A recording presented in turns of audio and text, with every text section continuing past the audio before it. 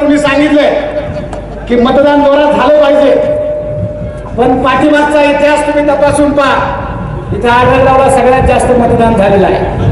आता शपथ घ्यायची, आपल्या तालुक्याचा उमेदवार आहे, आपल्या तालुक्याचा भूमिपुत्र आहे, आणि म्हणून तुम्ही सगळ्यांनी ठरवायचं आहे. शिवसेनेची जी शक्तीस्थळ आहेत त्यांना आपण विनंती करू, तालुक्यातला उमेदवार आहे, आता जरा तुम्ही शांत राहा, राहतील शांत, तुम्ही काळजी करू नका, त्यांची व्यवस्था आपण करू, सगळ्यांना सांगू. कारण शेवट आपल्याला त्यांचाही उपयोग करून घ्यायचा, आजच्या पण उपयोग करून घ्यायचा आहे. कारण त्या माणसाने आयुष्यामध्ये खासदाराने कुणालाही ताकद दिलेली नाही. आता तालुक्यामध्ये जे त्रांगडं झालंय त्याचं कारण काय? आढळरावचं. त्याच्यामुळे आढळराव काय करतील त्याचा अजिबात भरोसा सांगता येणार नाही. कारण 2009च्या आम्ही लाभार्थी आहोत. 2009ला मी विधानसभेची निवडणूक भाजपकडून लढवली. मला म्हणले अरे पहिला तू काळजी करू नको, झाला म्हणून समज आमदार तू. मी ती गावड्याची पोर सुलभा उघडे सगळे उभे राहिले. असं बाबांनी पाडलं तर आमची भोंड जिरली. एवढे पैसे गेले. आता इथं आचारसंहितेची लोक त्याच्यामुळे मी आकडा सांगत नाही, पण अक्षरशः कर्ज फेडायला 2 वर्ष निघून गेली. बरा रोडच्या कडेला होतं म्हणून वाचवलं, तर इकडं पोत्यावर बसावं लागला. पण त्या बाबाच्या विश्वासावर कुणी निवडणूक लढू नका. आता जे गेले त्या शरदारांना सुद्धा आपला नमस्कार आहे. कारण हा बाबा सोयीचा नाही, मदत करून घेईल, चांगला आला तो काळजी करू नको. हा माणूस माझ्या पाठीमागे उभा आहे. पाठीमागे पाहिलं की आपण एक पिक्चर मध्ये आलो होता पा, आधे इधर जाओ आधे उधर जाओ बाकीचे मेरे पीछे आओ. एकही पीछे नसतो, आधे इधर आधे उधर आणि अखेरच पीछे. त्याच्यामुळे बाळांनो विश्वास ठेवू नका. आपल्याला निवडणूक लढवायची. आता किती मोठा प्रयोग त्यांनी केला. त्यांच्या एका हस्तका करून सांगितलं की संभाजी महाराजांची मालिकाच बंद कर, नाही तर अमोल कोले कसाच ऐकायचा नाही. त्यांनी ते करून पाहिलं. आता त्यांचा प्रयत्न चाललाय की ते बंद झालं पाहिजे, बंद झालं पाहिजे, बंद झालं पाहिजे. आणि ज्याच्या हृदयामध्ये माणूस गेलेला आहे त्या टीव्हीच्या मालिकेने काय झालं, आता बंद केलं काय, चालू केलं काय, आता त्याला उपयोग नाही. आता तुम्हाला चौकार मारायचा नाही, आम्हाला फक्त एकच धाव काढायची आहे. आणि एका धाव काढायला कसला माणूस आहे बरं, कुठल्या याच्यात कमी आहे. दिसायला तितका गोरा गोंडा असेल तर सारखा येऊ म्हणा, एवढा सुंदर नाकन दाढी बिडीन काय घरी दिसतोय. जिकडे जावा तिकडे आम्हाला फोटो काढतो का, कधी कधी असं वाटलं. आता इथं या सगळ्या गोष्टी आपण करत असताना खरं तर एक वेगळा आनंद आहे. आणि संतोषराव तांबे हुशार आहेत, त्यांनी सगळ्यांना बरोबर नाट्याचं नाट्याला करून टाकलं, कोण काय करतोय कोण काय करतोय त्यांनी सांगितलं. आणि एक लक्षात ठेवा की आम्ही हडपसरला परवा होतो. हे महाराज तिकडे जातात आणि तिथं मोहम्मदवाडी हा परिसर आहे. तुम्हाला ब्रिज करून देतो रेल्वे. मी राहिला हडपसरला आहे, तिथं ब्रिज आजपर्यंत 15 वर्षात झाला नाही. परवा दिवशी साधा एक कार्यकर्ता उठला आणि सांगितलं हो खासदार ब्रिज का नाही झाला. अरे पुढच्या वेळेस करू ना. म्हणजे त्याच्या पुढच्या वेळेस तुम्ही या, तुम्हाला त्याच्यात मतदान करू. ह्या वेळेस फक्त अमोल कोल्हे. आणि ही वस्तुस्थिती आहे. तीच परिस्थिती भोसरीला आहे, तीच परिस्थिती शिरूरला आहे. अहो एक खासदार इथून निघाले की इथं 2-3 जणांना इच्छुक करतात. गुपचूप संजय काळेंच्या संस्थेवर जातात. तुमचं लय दबदबा आहे. संजय काळेंचं काय म्हणतो काय माहिती. त्याच्या पुढे गेले की गावड्याच्या पुरीला सांगतात तुझ्यासारखी पूर्वीच नाही, तूच आमदार होणार आहे म्हणजे बुचकेवर बिचारे रात्री दिवस पडली. त्याच्यानंतर आता आपलं दादाच त्यांच्या शिवेला गेले. आता त्यांच्याबद्दल मी काय बोलणार नाही, पण मला एक माहिती आहे, जे तुम्ही ठरवणार आहे तेच खरं होतं. खाली शिरूरला गेले, बाबुरावच्या गाडीत बसतात. बाबुरावची गाडी सुटली की पहिल्या मला तुझ्या गाडीत बसायची, माझ्या गाडीत बसतात. माझी गाडी संपली की गुपचूप अशोक पवारला जाऊन भेटणार. त्याला मला राहायला तू वल्ले लोक बांधतात, मला म्हणतात तू वल्ले लोक बांधतात. गेलं गेलं सारखं आम्ही पुढंच. पण कधीही कुणाला मदत न करणारा माणूस आहे हा माणूस. 15 वर्ष सुरुवातीला अशोकांना म्हणले बोलणारा माणूस नाही. काय त्यांचे वडील होते मामा अण्णासाहेब पोळाने अख्खा तालुका जिल्हा चालवला. पवार साहेबांनी त्यांच्या नेतृत्वाखाली काम केलं. त्या माणसाला नावं ठेवली. नंतर आपला हवाचा माणूस आमचा जोडीदार सापडला. ते म्हणले विलासरावांना काही कळत नाही. जो माणूस कॉलेज चालवतो, जो माणूस त्या ठिकाणी दुसरी शहरामध्ये पवार साहेबांच्या सानिध्यामध्ये राहून किती मोठं विश्व निर्माण केलं, त्याला काहीतरी म्हणत राहील. पुढे देवदत्त निकमला म्हणले की हा माणूस काय माझ्या पात्रतेचा आहे का? आणि आता म्हणले मला उमेदवारच नाही. जसं हेलिकॉप्टर फिरायला लागलं तसा गडी घाबरला. त्याला वाटलं आता काय खरं नाही, हा कशाला निवडणुकीला उभा राहतो. माणूस नाही, माणूस नाही, माणूस नाही, माझ्या समोर उभा राहिला माणूस नाही असं खासदार सांगत होते. अमोल कोल्ह्याला म्हणलं तुम्ही जरा थांबा, मला काय गरज आहे, कोण आहे तुमच्या पुढं, याला आम्हीच लय झालं. पण आता साहेब म्हणले जाऊ दे, तू पहिला निगडी जरा थांबला तर मी म्हणलं ठीक आहे. मी तर फार पैसे घालवले, आला पैशाचा परत विषय, सगळे कॅमेरावाले. 5 वर्ष फिरलो, लोक पण मला माहिती आहे.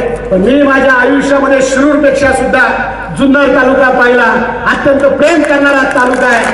मी अख्ख्या तालुक्यामध्ये फिरलेला आहे, गावोगावी गेलेला आहे. इथं सुद्धा मी भानुविलास मामांच्या त्या ठिकाणी आईच्या किंवा वेगवेगळ्या सुखदुःखाच्या कार्यक्रमाला मी अनेक वेळा आलेलो आहे. ही पंढरीच अशी आहे. आज अनिल शेठ तुम्ही इथं तुमचे वडील गेल्याच्या नंतर तुमच्या आईला सुद्धा बिनविरोध त्या ठिकाणी इथंच आमदार म्हणून लोकांनी निवडून दिलेलं होतं. हा तालुका जगा वेगळा आहे. 1 मे 1960 राज्याची निर्मिती झाली, पण ही निर्मिती करत असताना मुंबईसह महाराष्ट्र मिळला पाहिजे म्हणून पहिल्यांदा आंदोलन करणारे आपले शिवाजी दादा त्यावेळेस आमदार होते. आणि म्हणून यशवंतराव चव्हाणांनी पहिली कॅबिनेट त्या ठिकाणी अमृत कलश या ठिकाणी शिवनेरीवरती आणला. आणि शिवनेरीची ताकद किती आहे हे तुम्हाला ना मला सगळ्यांना माहिती आहे. आज तुमच्या तालुक्याचा भूमिपुत्र उभा आहे, तुमच्या तालुक्याचा सुपुत्र उभा आहे. शपथ आहे तुम्हाला तुमच्या त्या ठिकाणी या तालुक्यातील मातीची. एकदा शपथ घ्या आणि एकदा मत द्या रे, एकदा मत द्या, एकदा मत द्या. समोरच्या माणसाला काय करायचंय, समोरच्या माणसाला अजिबात त्रास देऊ नका. तो माणूस स्वतःच त्या ठिकाणी आता जर्जर झालेला आहे, आजारी झालेला आहे, त्याला त्रास देऊ नका. उलट डॉक्टर आमची तुम्हाला विनंती आहे, निवडणूक होऊन जाईल. 29 तारखेला तुम्ही तर खासदार होणारच आहे, त्याच्यात अजिबात बदल नाही. 29 तारखेच्या नंतर तुम्हाला विनंती करतो की त्यांना मदत करा आणि त्यांना त्यांचं जे आरोग्याच्या दृष्टीने काय त्यांना त्रास आहे तेवढा दूर करा, एवढीच विनंती तुम्हाला. कारण शेवट कार्यकर्ता विरोधक मजबूत असावा आणि ते काम तुम्ही तुमच्या भविष्य काळामध्ये करा. आज अतुल दादाने दिवसभर सगळ्यांना त्यांच्या बिनीचे सगळे शिलेदार बरोबर घेऊन त्या ठिकाणी संपूर्ण तालुक्याचा दौरा सुरू केलेला आहे. मला वाटलं संजयराव काळे बोलतील. संजयराव काळे म्हणले एका सभेमध्ये, छातीवर हात ठेवून सांगतो, छातीवर हात ठेवून सांगा की राष्ट्रवादी काँग्रेस पक्षाचा आहे आणि राष्ट्रवादी काँग्रेस पक्षाशी कधीही गद्दारी करणार नाही किंवा माझ्या मनामनात राष्ट्रवादी, असं तुम्ही एका सभेमध्ये म्हणला होता. मी ते सगळा व्हिडिओ पाहिला तुमचा, कसं भाषण. हा माणूस हुशार आहे अत्यंत. आणि तुमच्या मदतीला त्या ठिकाणी शेवट शिवाजीदादांनी सगळं उभं केलेलं आहे.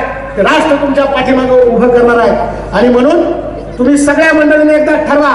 आज वळसे पाटील साहेब इथे येत आहेत. वळसे पाटील साहेबांनी सुद्धा काही प्रमाणामध्ये त्या तालुक्यातला उमेदवार असल्यामुळे त्याला लीड मिळत होतं. पण आता वळसे पाटलांनी सुद्धा सांगितलंय मानसिंगराव पाचूनकर येत आहेत.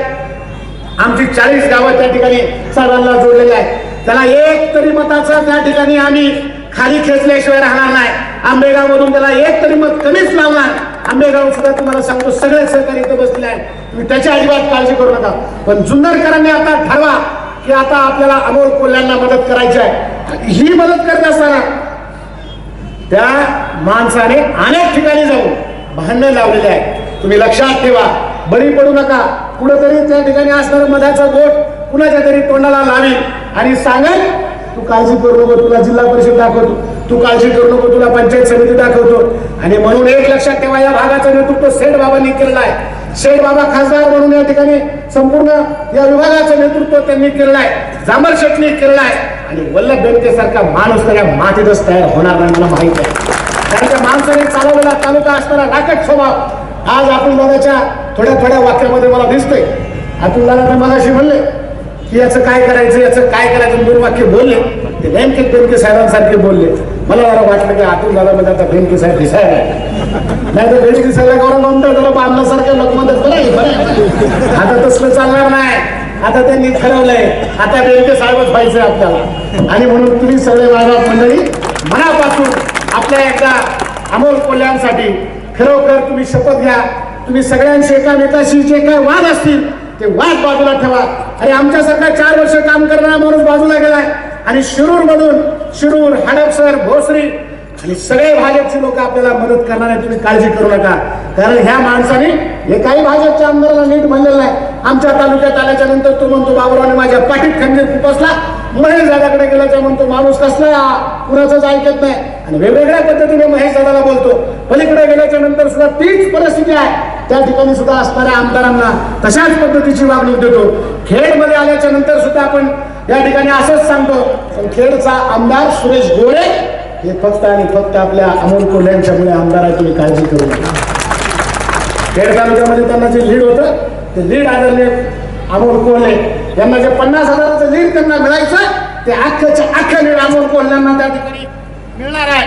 त्याच्यामुळे तुम्ही ही जबाबदारी करत असताना हेच काम आपण भविष्य काळामध्ये करूया. पुन्हा एकदा मी सर्वांचंच आपणाचं मनापासून स्वागत करतो. आणि एकदा खरं तर मला दातच पडला. काय दात असा कुस्ती करताना धडक लावली. मला खरं तर दात वाचवायचा होता पण डॉक्टरचा प्रचार केला म्हणून नंतर दात बसून क्लिपला सांगितली पडली इतक्या पैशामध्ये मी बोलतो. पण एक लक्षात ठेवा, काही पडचा बोलल्या डॉक्टर कोल्हे आमदार खासदार झाले पाहिजे. एक लक्षात ठेवा, पोटपिडकी करा रे, एकदा पोटपिडकी करा. एकदा फक्त डॉक्टरांसाठी करा. आपल्या तालुक्यातला सुपुत्र आहे खरोखर एकदा आपल्या संभाजी महाराजांसाठी करा.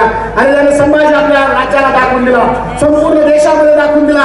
त्या संभाजीसाठी थोडं करा आणि एक मतदान त्यांच्यासाठी पवित्र मतदान 28 तारखेला 29 तारखेला आपल्या अमोल कोल्ह्यांच्या त्या ठिकाणी पदरी टाका. मी मनापासून एवढंच आपल्याला अभिवचन देतो की शिरूर तालुका तुमच्या तालुक्यापेक्षा एक तरी मत जास्त देईल एवढंच तुम्हाला या निमित्ताने सांगतो. आणि पुन्हा एकदा सर्वांचं मनापासून स्वागत करून डॉक्टर अमोल कोल्ह्यांसाठी 2 गोष्टी द्या. त्या ठिकाणी भाषणाला संतोषराव पूर्ण विराम देतो.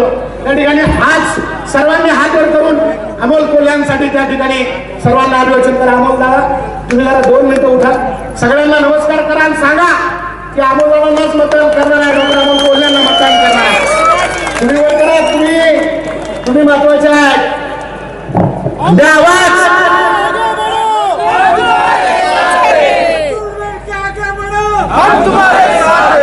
छत्रपती शिवाजी महाराज द्या ना आवाज. काय नुसतं वागायच्या जवळ्याचं घालून हा तुम्ही छत्रपती शिवाजी महाराज छत्रपती संभाजी महाराज जय जय जय जय जय भवानी. धन्यवाद.